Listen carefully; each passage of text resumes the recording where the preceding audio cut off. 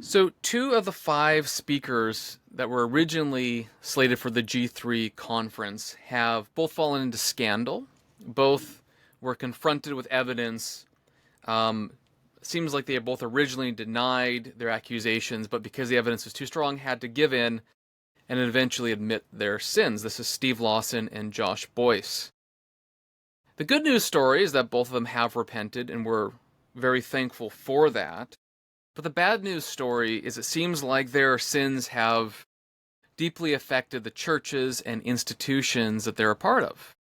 I don't know all the details with the nonprofits involved, but at least G3 as a conference has decided to cancel their conference this year. And I don't know the numbers, but they seem to have thousands of people. So hypothetically, that's kind of a big deal. I'm just going to share this here. It's on the way back machine, but you can see Josh Buice and Steve Lawson were two of the main speakers that were originally slated, and they're both the ones that we're talking about here. And G3 Ministries also kind of give a statement. I'll just quickly show that just so you can kind of see that in their own words. They talk about what Josh Buice had done, namely that he created a number of anonymous accounts, and in their language, publicly slandered Christian leaders, including faithful pastors, and it was sinful in nature, so we're just kind of taking them at their word on that. I don't know all the different details in there.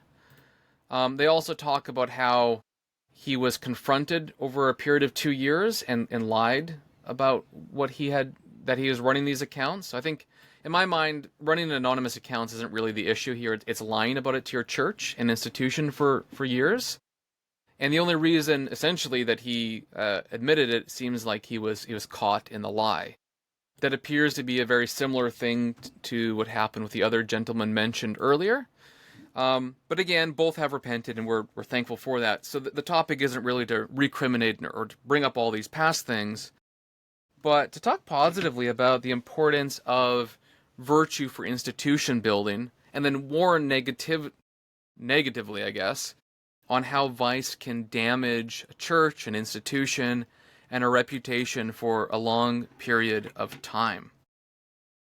You know, in 2024, I wrote an article for Mere Orthodoxy called, I don't remember the title, Why Institutions Require Virtue to Grow, or something like that. And I don't remember exactly why I wrote it, all the details, but I think I just had seen this over and over, where you have some people living a public life that they're preaching or they're doing some public thing. They look really good. They wear the suit. They smile. But then behind the scenes, they're living sort of a double life. And that double life slowly breaks down the institution from the inside out. Eventually, there's cover-ups, and then eventually it comes to light. Like, I think, for example, of Ravi Zacharias as well from, was it maybe 2.5 years ago or so? He had a very similar thing happen where the key to all this was his public life was really, really good, but his private life was terrible.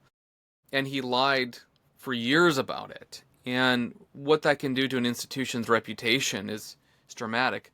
I imagine if any of these gentlemen sinned once in these ways, immediately repented, it would almost be like a hero story of God's grace. Like, no one really would bat an eye, or they would bat an eye, but you know what I mean? It would be a different kind of story. But the ongoing deceit and private life of these gentlemen is, I think, really, really the problem. And unfortunately, Ravi Zacharias' ministry has been hurt.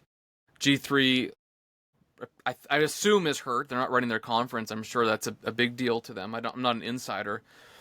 And what is it? One Passion, whatever I can't remember Steve Lawson's ministry, but whatever that one is, I'm sure is also hurt. And also the institutions and churches they're connected to. Joe, you had some big picture things about virtue that you were mentioning to me. Do you want to kind of give maybe Yeah, the yeah. yeah? I think this is always just such a tragic topic, and part of it is, it is why it said none of this is to be discussed simply to re-prosecute or mention people's names or something like that. You want to be for these brothers as much as you can. Um, but it is also a warning, I think, when you see things like this, especially if you work in a certain kind of church world or in the nonprofit world, because um, the nonprofit world or kind of parachurch world is a world where you can if you're trying to, you can more easily get away with a lot than perhaps if you were under a certain kind of direct oversight. And then there's also pastoral forms where the pastor is so separated from the rest of the congregation in many ways that the pastor can kind of have a double life that the congregation is unaware of. And it's very easy to set up those kinds of structures, and it's especially easy to continue justifying them, especially on a kind of, I imagine, and I'm not speaking for the individuals now, I'm thinking about the way I could imagine myself and my friends and other people get tempted. But you can imagine being in a situation where you think, well, I'm doing this really good thing. I'm accomplishing real ministry. I'm fighting real demons, etc., etc., etc. And there's a kind of Machiavellian calculus that's like, this is just the sort of thing you've got to do, or the sort of thing that, or it doesn't cancel out the good that I'm doing. Yeah, maybe I'm doing something bad on the side, but it doesn't weigh against. But because I'm doing all this good stuff, basically, that sort of outweighs, the impact of these other things.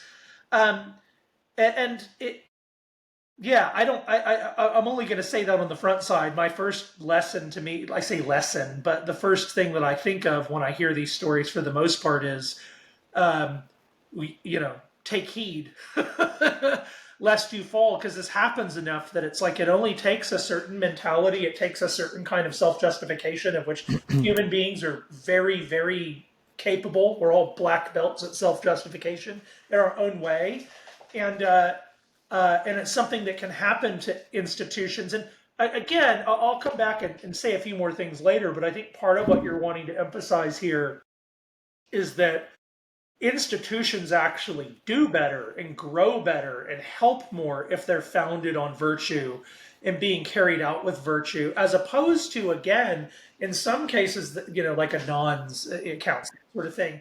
That could actually be a kind of like, somebody's got to go do the dirty work and it's me, that sort of thing. And it's like, well, no, if you're not, you can't actually live a life where you compartmentalize away Yeah. your normal relationship to humans, create a kind of alternative persona where you're not exercising in Christian virtue, and that not affect everything you're doing over here. That's inevitable that it will affect everything going on.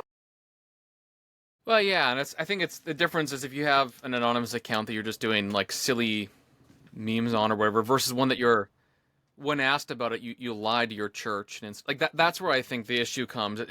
That's where the vice builds in, because I think lying, is one of those things where you're focused. You have to like defend yourself and focus on a lie, nothingness. This sort of deceitful thing. It's a very strange and debilitating and corrupting thing to practice. But on the other hand, I do think there's a warning here that we should hear, like take heed lest you fall. But I also think there is, by contrast, a positive vision. I think we know of numerous other institutions that have grown and been successful, maybe little by little, brick by brick, largely through the slow and long obedience towards Christ in their leaders, or towards a good end, you might say.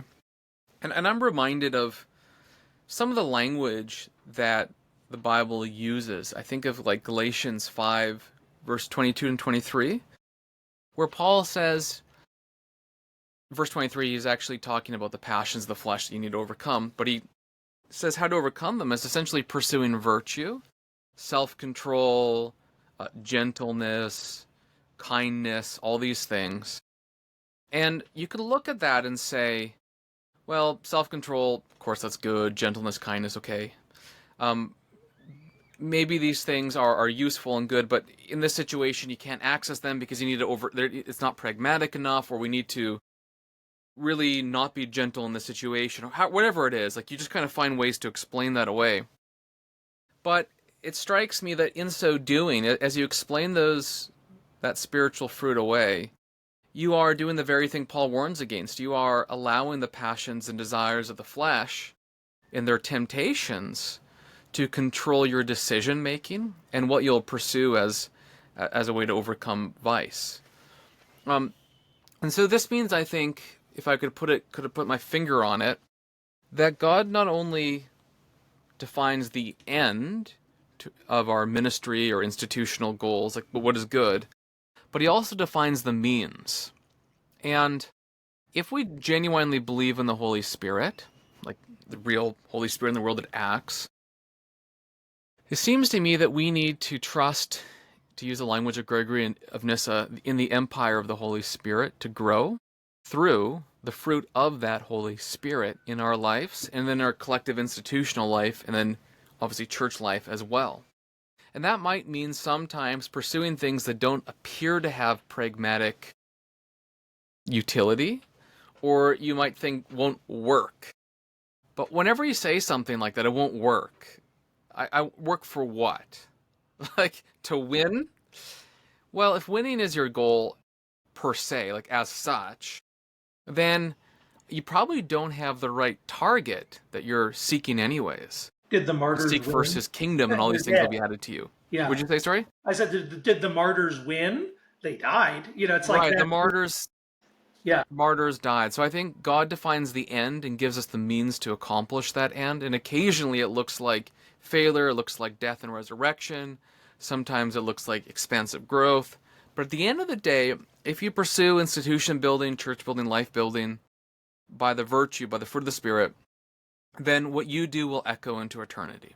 It will have an eternal impact that you may not always see. Like sometimes missionaries have these stories where they laid groundwork and planted seeds for years. And it's really only after they've passed away that a lot of the fruit has blossomed, and there's a salvation that occurs. And I think by analogy, sometimes institutions needed the yeoman work of slow, conscientious virtue pursuit. It may not be flashy. I'll say one last thing before I hand it back to you.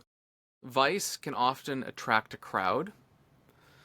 If you start a fight with someone, you lack gentleness, lack self-control, you're full of anger and passion and frustration and all this stuff, it's very easy to draw a crowd to yourself. And for a while, you'll galvanize people. But what you often find is they're galvanized until the next year's crisis happens, and then they go to the next passion and desire that they want to follow is. And so it doesn't always lead to good things. I think this is a really crucial point, that there's the impression that in the quote real world, to really accomplish the real things, basically we have to do and feel things that the Bible call vices in order to accomplish, it's sort of like there's a sort of bracketed morality, a suspended moral system in these extreme circumstances we tell ourselves. Where I don't, all the Bible statements about self-control and gentleness and kindness are kind of put on hold because I'm dealing with, whatever. One of the things I've reflected on a lot in the last couple of years, because I teach, in fact, right now I'm teaching philosophy as a way of life for Davenant Hall. And one of the things we do in that course is look at Jesus and Paul within the history of philosophy, like actually kind of bracket out. Let's read the Sermon on the Mount. We're actually doing it this Saturday. Let's read the Sermon on the Mount and actually read it as an intervention, as it were, in the history of philosophy, not just in the history of revelation. And, Jesus, it's interesting. Jesus ends the sermon, if you build your house on this foundation, it's going to stand. And if you don't, it's going to fall. Like that's the end of the Sermon on the Mount, basically, is listen to me and it'll go well. Don't listen to me and it's all going to get destroyed. And there's a lot of valences in the Sermon on the Mount, right? It's like, is Jesus talking about heaven and hell? Is he talking about your personal life? Is he talking about the destruction of the temple? There's all these ways. But what's so fascinating about the Sermon on the Mount, and I think part of its universality, shocker that God can be so universal, but part of its universality is that it's actually so multiply applicable. Everything in the Sermon on the Mount isn't just a statement about how to live your individual life or how to live a kingdom life, but it's a statement about how we ought to be in the church. It's the ground zero. And now again, notice Jesus doesn't say there's nothing else to say morally. He's not saying there's nothing else we can ever do. He's saying this is the foundation. If you don't build your house on this foundation, there's building to be done. But if you don't build it on this, then it's going to die. And so all those statements that sound so radical and so like, self-giving and whatever, all throughout the Sermon on the Mount, it seems to me that this is actually the way Jesus' blueprint for personal relationships, for a marriage, for a church, for a commonwealth, for an institution. As it turns out, what Jesus says is just how humans work. It's just what humans need and what they ought to be toward each other. And there is no place, family, commonwealth, school, institution, etc., that isn't made with people, that doesn't epiphenomenally manifest as the collection of exchanges between individuals and people within them. And Jesus is getting to such a principial, all the way down relational atmosphere, as it were, that exists between people. And it seems that Jesus is saying, if you don't build your house, if you move through the world without this foundation, eventually the thing you built is going to fall down. And oddly, that works. When I think of marriages, when I think of institutions, when I think of states, when I think of whatever, sure, you can be the bully in the neighborhood and knock people down for a bit, but your house will fall down because nobody likes you. That sort of thing. And so to me, the Sermon on the Mount, I always come back to it, and I increasingly appreciate it as a piece of, Jesus is actually smarter than you. And this is another way of, shocker, again, Jesus smarter than you. But it's also in another reverse way, a more deeper realism, a more deeper Machiavellianism, a more deeper, Jesus can sound Machiavellian, but the point is like what the human is and how they work and what it is actually to persuade, what it is actually to get somewhere in the world. You need to get down to the ground. This is actual power dynamics, you might say. Our kind of Nietzschean cynical power dynamics are bad and kind of grug-brained abstractions from the actual world of human relation. Jesus is adverting us to that space and guiding us within it in a way that I think deeply shapes institutions. Yeah, I think so. And I might kind of pivot to another point that is a little bit more strange, but I've been for the past while reading Boethius's Consolation of Philosophy. And he makes the point that evil men do not exist. And he says this to be a bit interesting. He doesn't mean that you don't literally have flesh and blood and all that kind of stuff. But he's saying because you're pursuing ends that are not good, and God only creates good things, you're pursuing nothing, essentially. The degradation of the good, the corruption of the good, kind of in this Augustinian sense. And there's a point that you made that's really important, that if you don't build on strong foundations, you're going to be like in sinking sand and all this kind of stuff. But there's also another point, like that's your start, your origin. But if your goal is nothing good, lying, deceit, all this kind of stuff, viciousness, then you're really not even going anywhere either. You're not gaining anything. You're not gaining what's actually good, and therefore being in possession of what is good and possession of true happiness and so on. There seems to be a problem not only of origin but also of end. And the means to get to the end of nothingness is essentially more and more vice. So that you get trapped, and I think in a problem like this, you get trapped in this, I don't know, like pursuit of nothingness, and it makes you increasingly unhappy and increasingly not in possession of what is good. So I think that's also worth bringing out. Positively, I would say, if you're pursuing something good, God and the gospel are some easy ways to talk about what is good. And also the virtues that God shares with his created order, like justice and prudence and courage and self-control, faith, hope, love, etc.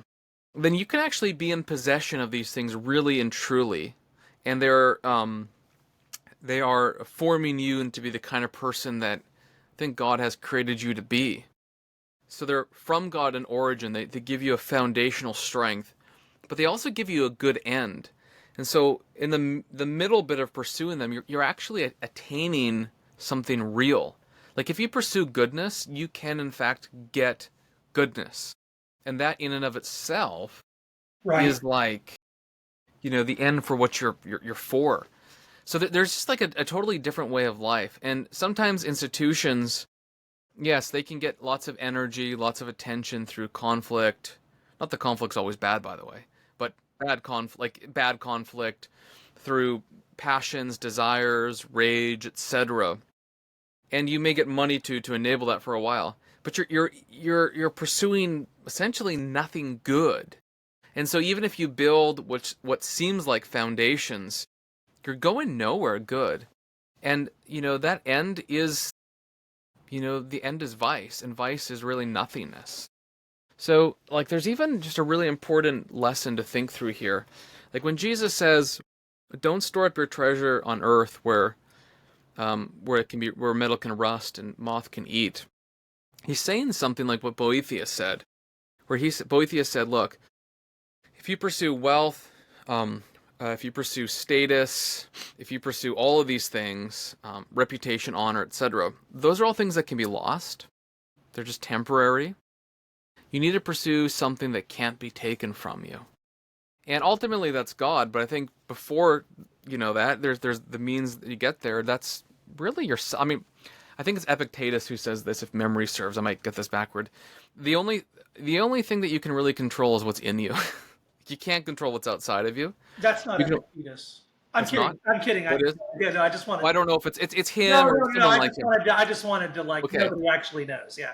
But no one actually knows. I'm sure somebody does know. I just wanted. Yeah. Yeah. Yeah. But he makes a brilliant point. I can control my reactions, my choices, what I meditate on, what I contemplate, all this, but I can't control how you respond, what the effect will be. Will I get honor? Will I get praise? I can't control that, and I might get it one year and lose it the next year. But if my well-being is matched on the applause of others or the losable things in life, and not on things that can't be lost, ultimately God, but also the virtue that He has called me to, then I think with Paul I can say I've learned to be content in every situation, whether I have much or little, whether I'm comfortable or uncomfortable, because I've already gained the very thing that I've sought for, namely goodness itself.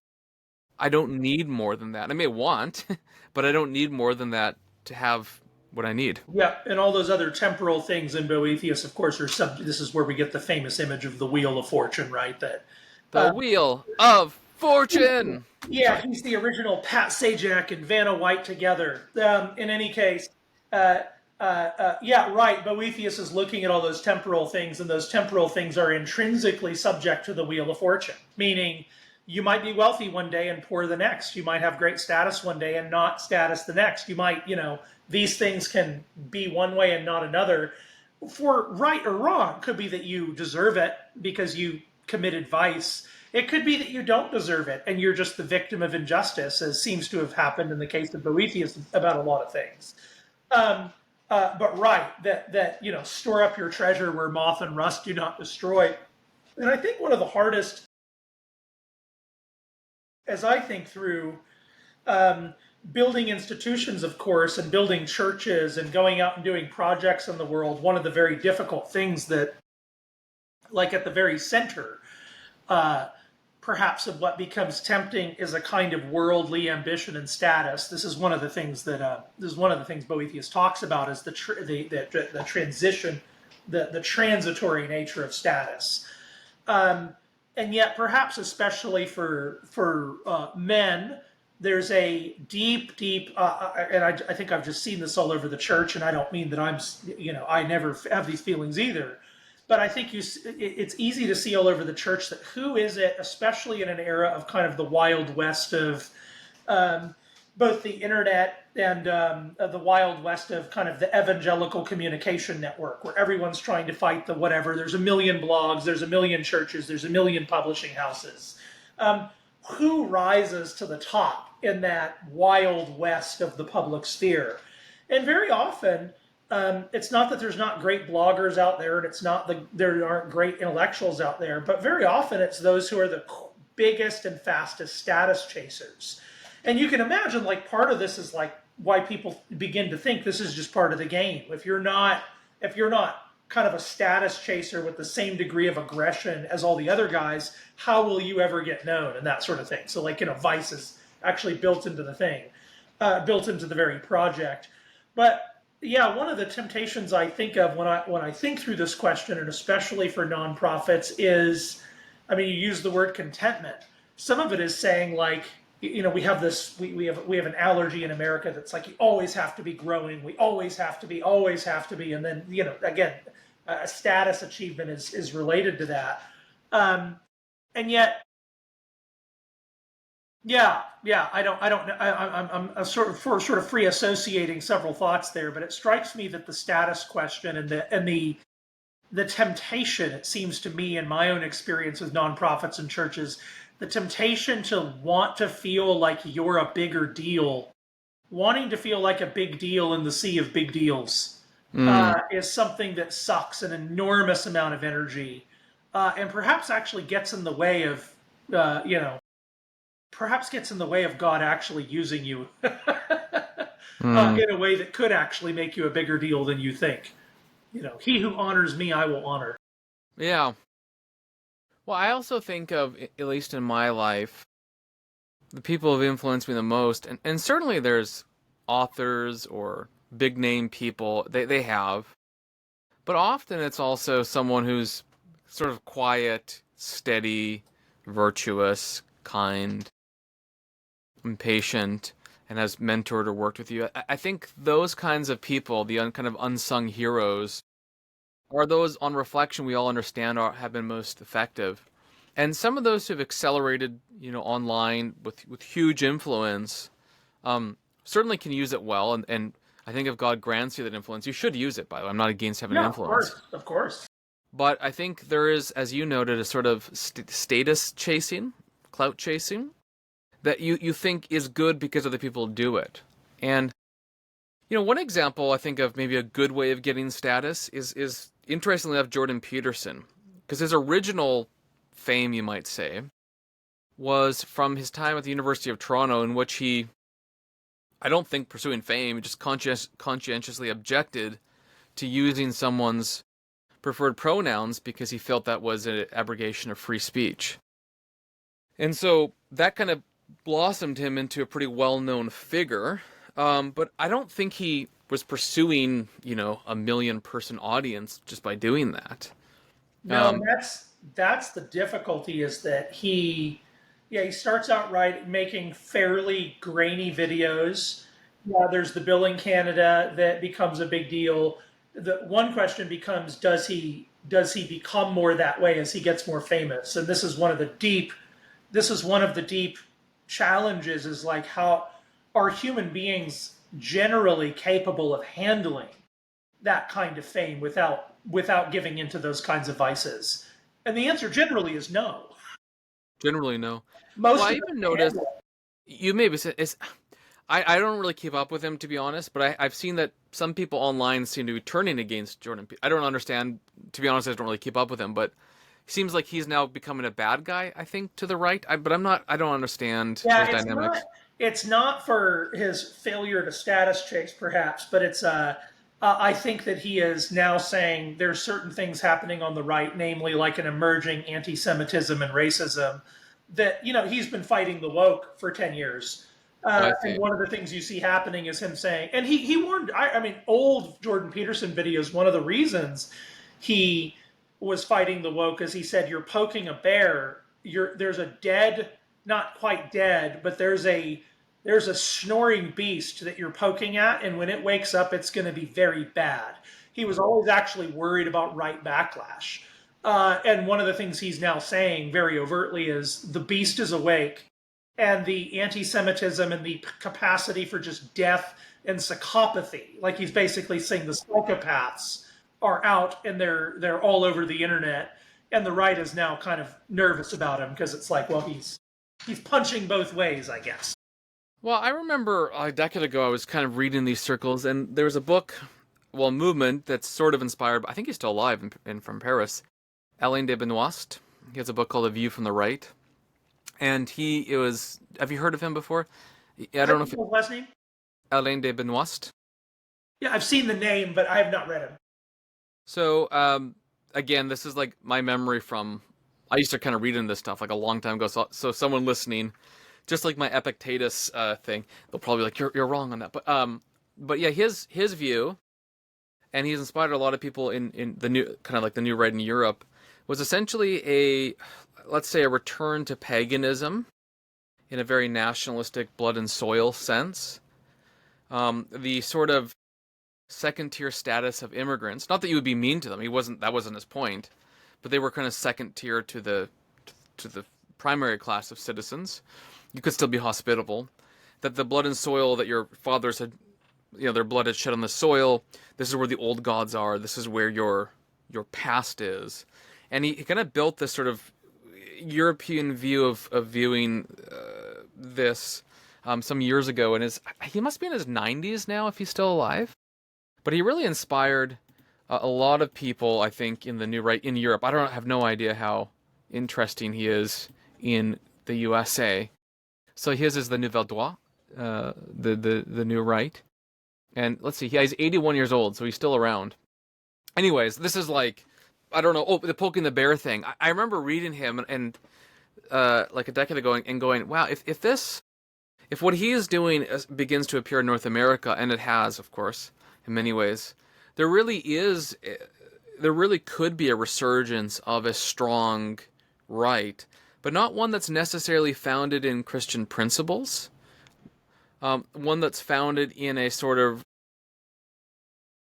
modern paganism. So not paganism in like they're literally worshiping the old gods, but in a more metaphorical sense. A sort of cult of, and again, this is really it's relevant to our conversation as you're thinking about building a right coalition. You're trying to think about how do you fight all these things going on, because you do have to fight and you do have to be aggressive and you do have to play the game of politics. And yet, what is it like, bringing this conversation, tying it together? What is it to do that virtuously? Mm-hmm. And absolutely, there is a massive movement on the contemporary right that is a kind of paganizing influence. A kind of soft virility cult, which you see in all the emphasis on physiognomy and all the, and not just that. There's a bunch of other, I think, subtle messagings that really, in concert, turn out to be something of a virility cult, and even the kind of Christian nationalism language. Even though I'm not we're adamant, we're not against the notion of public religion or religious influence and law and all those sorts of things. That's not the thing that makes us nervous at all. Not that there's one view at Davenant on those things. Nevertheless, one of the things you see emerging, I think, in that world is also a kind of repaganization of Christianity itself. Which is to say, at what point does Christianity and my Christian beliefs, and especially my Protestantism even, at what point does that become a kind of pagan tribal symbol? In other words, like, I'm Christian and Protestant is fused now with my being an American, and quite literally, my attachment to the creed, the Apostles' Creed, is now kind of mediated through my being an American and loving my fathers, almost in one seamless motion. What you will see progressively with that is a pagan religion. That's a functionally pagan Christianity, which can then be allied with things that are deeply, and you're already seeing this. This is already something we see. Protestant, the label Protestantism or the label Christian, allied with deeply anti-Christian things, even if the theology is technically orthodox. But again, it becomes a pagan tribal code, a kind of tattoo that I have that says my identity, rather than a universal claim about the Lord Jesus Christ and the rescue of the human race that we all participate in. That's right. And I think, when we're trying to avoid all these different kinds of vices and pursue virtue, I do think there's also one caution here, is that I think we still need a strong, courageous Christianity that someone like a Joshua and a David could be a part of. And there's a tendency, when you hear Jesus speak about gentleness and kindness, to go, what that means is you're Ned Flanders. But I mean, Jesus did turn tables over, So there has to be there's a way to pursue vice that doesn't negate strength, but it doesn't equal this sort of virile, whatever, Nietzschean Christianity, or whatever you want to call it. There has to be a way to avoid vice and tell the truth boldly that doesn't, involve doublespeak. You're one way in the light and then one way in the darkness. Somehow we have to find some sort of mean. And I mean, To me, it's a bit of a simple answer: is that you live and walk by the Spirit, so that you're simultaneously someone who pursues courage and justice without faltering, while being gentle and meek and lowly. It's a both and holding those two things not in tension, they're not in tension, but together is something that Jesus does so well. He can speak tenderly to the woman at the well, and he can tell Peter, "Get behind me, Satan." But the key, I think, with Jesus is in his praise and in his rebukes, everyone always knew he was on your side. And I fear that sometimes in our strength and our courageous acts, we're very good at condemning people in such a way that they don't know we're still for them. And I think Jesus teaches us an interesting way of doing that. Yeah. On the other hand, if you're so afraid to say anything, like, we opened this podcast by mentioning a recent event and a couple figures, hopefully not to dive into their biography or to dump on them, but man, I've just been around circles where no one's like, the thing that everyone's talking about you can't talk about because you're too afraid of offending someone. I hate that. Like, Yeah. it's just dumb. Steve Yeah. Lawson is a big deal. Talk about him. Josh Boyce, maybe not a big deal, but like G3 had some significance anyways. But nonetheless, the point is like, why not? As long as you do it in a way that is judicious and with a goal of edification, I think it's great. Like it just seems to me to be. This is going to sound mean, but it does feel like cowardice sometimes not to talk about the obvious thing that everyone's talking about because of what. Yeah. So, however that works, I think we've listed a few ways of vice. So one way was you're pretending you're a good guy, but you're walking in the dark, lying daily. The other way is that you can sort of ally yourself with a sort of like virile, vicious Christianity You can or, just call or vice paganism. virtue. Yeah. First things, and then are there other ways that you can think of that are maybe temptations for us towards vice Well, in one thing contrast I to riff virtue? on that you just said that I think is really important is the either orness of the virtues. Just as in the metaphysical world, there's not a conflict between God's attributes. So in the moral world, there's not a conflict between the virtues. They all mutually participate in one another. And so, um, even though Ryan Hurd offers all our courses on the attributes of God, and everybody should take them, but one thing you'll find in the traditional way of handling this is there's kind of primary ways to say God, and then there's lesser ways. But in each case, ultimately, everything we say about God participates in everything else we say about God because God is one. And the world of the virtues, in a way, are also one. Love says everything there is to say, and then love is broken down in one sense into all the other virtues. And so it's actually a matter of moral necessity and also metaphysical certainty to some extent that virtues like courage and gentleness participate in one another. In other words, the courageous man who's also a gentleman is both a better courageous man and they don't dull each other.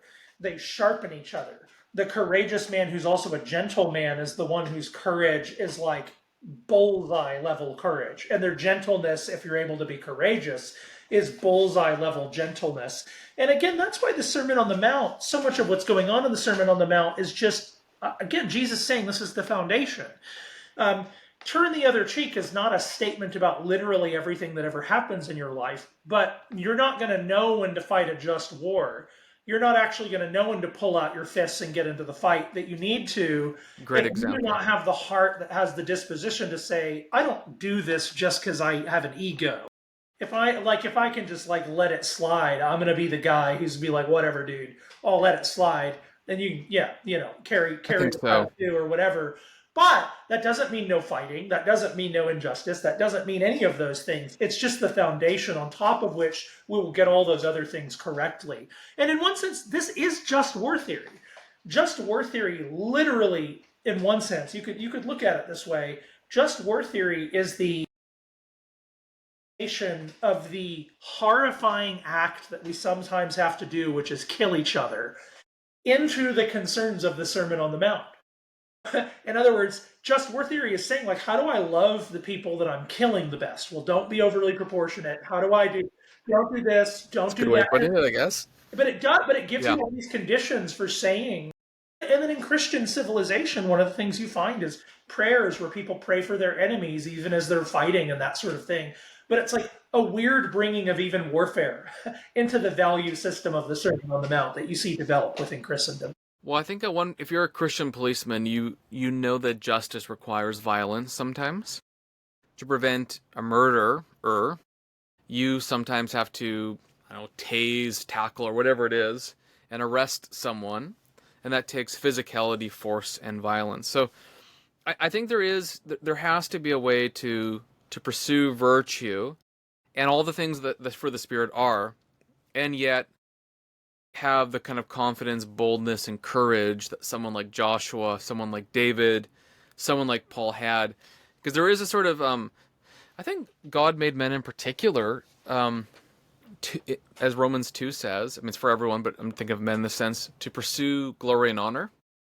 And that does take, often takes courage. I mean, just the courage to the right thing is really what I'm getting at. So the courage to be just. Sometimes the courage to be just means that you don't actually accelerate online with all the vicious stuff in order to grow your platform. Sometimes you intentionally avoid that and maybe miss, quote unquote success. But that's a form of courage. Yeah. Sometimes the courage to be just means that you actually do talk about the controversial thing when no one else wants to. And maybe, so there's just, it requires prudence. You have to know which is which. And if you make these absolute rules, like you'll never talk about the thing, or you'll always talk about the thing, you'll never actually be able to live a free life, because real freedom is a rational freedom. I'm reminded of 2 Peter and Jude that talks about the false teachers who become irrational animals. I can't remember. It's like something like a logo, if I remember in Greek, but like this. They're irrational animals, and Peter says they become enslaved by the very things that they promise. And so, yeah, we have to find a way to be free through a renewal of your mind, where wisdom can inhabit your soul, and you can genuinely discover what is just and what is good, and have the courage to pursue those things with a self-control that allows you to overcome fear of punishment, fear of judgment, and all the things that attend to doing the right thing.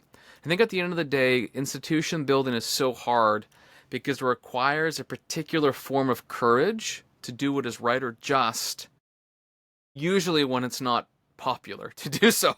Yeah. It avoids what is evil, but maybe gives short-term success, and it does something that even those who are good may be shy from doing because it requires, I think, courage and boldness.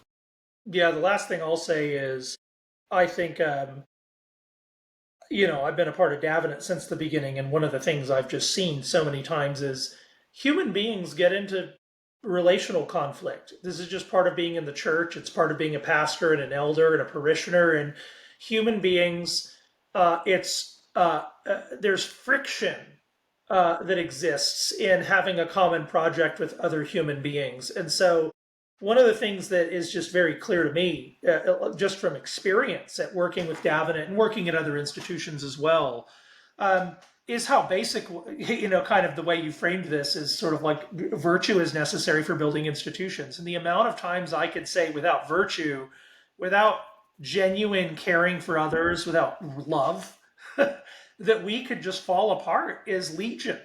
And like the devil really is out there, the devil really is prowling around, trying to get us to hate each other and trying to build up slow resentment in each other so that he can destroy what God is doing in this world. And so to me, yeah, this is not just a theoretical thing, but I feel like I've watched Christian institutions and churches where, it's not a strategy. It's not a piece of paper with the right words on it that's going to make your church survive. It's the internalization of, and I think what you said is exactly right. It's the internalization of the fruits of the Spirit that really create the context within which when we punch right. Not right politically, but when we punch, we punch left too. Sorry, we use both hands, But when we punch with precision. I'm an omni puncher. I punch all and sundry. You're an omni puncher. You're the omni theater of punchers. Yeah, but that's a long-winded way of saying the devil is alive. He's trying to hurt us, and like virtue really is what mediates beyond that. What he can't touch. And the temptation is always to say that's unrealistic, and actually, if you really want to get the thing done, you have to go over here. And I think saying that's a lie, and that again, Jesus is smarter than you, is a helpful is a helpful starting I've place. I've heard rumors. I think it's to finish today. I'd like to just read 1 Corinthians 13 a little bit. You mentioned love. I think it's just worth reminding all of us what the Bible says about love, actually. So Paul says, "If I speak in the tongues of men and angels, but have not love, I am a noisy gong or a clanging cymbal. And if I have prophetic powers and understand all mysteries and all knowledge, and if I have all faith so as to remove mountains, but have not love, I am nothing. If I give away all I have, and if I deliver up my body to be burned, but have not love, I gain nothing." And so what is love like? A lot of people talk about love being misunderstood. Well, here's what love is like. Love is patient and kind. Love does not envy or boast. It is not arrogant or rude. It does not insist on its own way. It is not irritable or resentful. That's probably one that I I don't want to read that one out loud. Just kidding about that one. It does not rejoice at wrongdoing, which, hopefully we didn't do today, but rejoices with the truth, which I hope we do. Love bears all things, believes all things, hopes all things, endures all things. And its quality is such that it lasts into eternity. It's not a temporary thing. Verse 8 says, "Love never ends. As for prophecies, they will pass away. As for tongues, they will cease. As for knowledge, it will pass away. For we know in part, and we prophesy in part. But when the perfect comes, like the completion, the partial will pass away. When I was a child, I spoke like a child, I thought like a child, I reasoned like a child. When I became a man, I gave up childish ways. For now we see in a mirror dimly, but then face to face. Now I know in part, then I shall know fully, even as I have been fully known." So now faith, hope, and love abide, these three, but the greatest of these is love. And, for me, sometimes the simplest thing is the most important. Love has a quality that looks like being around other people who are unlikable and liking them. I don't know if picked up on that. Love is patient. Who do you have to be patient with?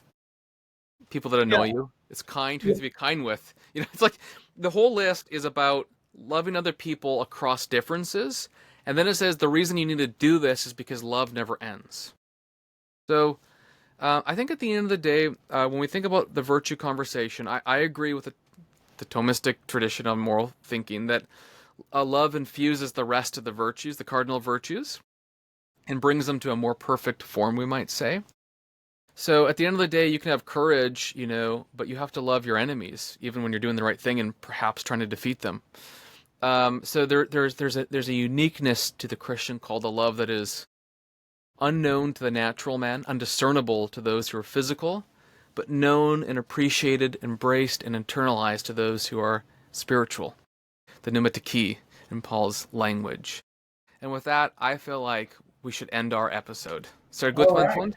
Good to see everyone, or kind All right, we're not fully ended because I just wanted the very awkward ending. Now we'll stop. of.